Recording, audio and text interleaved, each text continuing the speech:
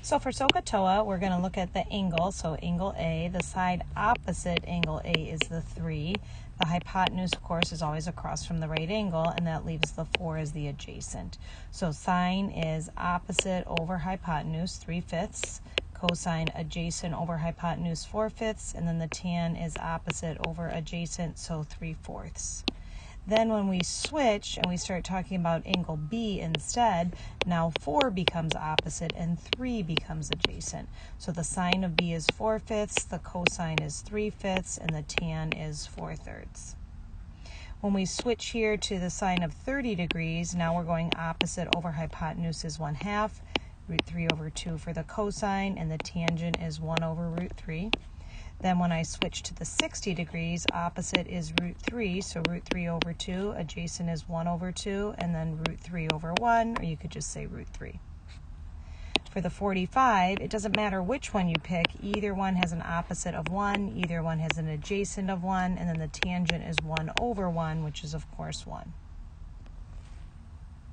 Here you have to decide, is it a SO, is it a CA, or is it a TOA? So I'm looking at that 28 degrees and seeing that I have the opposite and the hypotenuse.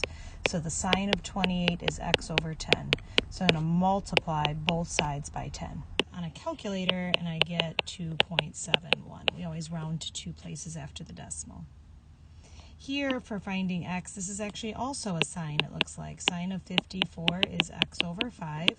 Multiply both sides by 5. So again, I'm going to go to my calculator, type in sine 54 times 5. 4.05. I'm actually going to go back to this one. I just typed it in. I think I typed that in wrong. I think it should be 4.69, right? Yep. Our next one is a cosine, because this is right next door. So it's cos of 58 equals x/12. Multiply both sides by 12. So on my calculator, I'm going to put cos 58 times 12, which is 6.36. Inverse, now you're going to look for the angle. So it's always angle A. So looking at angle A, I notice that the cos of A is 6/10.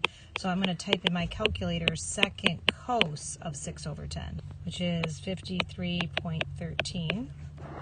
Here for angle A, it looks like it's opposite, so the sine of A is 5/11. So I'm going to type in my calculator second sine of 5/11, which is 27.04. And then just to be fair, the last one is a tan. So tan is opposite over adjacent. So I'll type in second tan of 7/5, 54.46. That's it.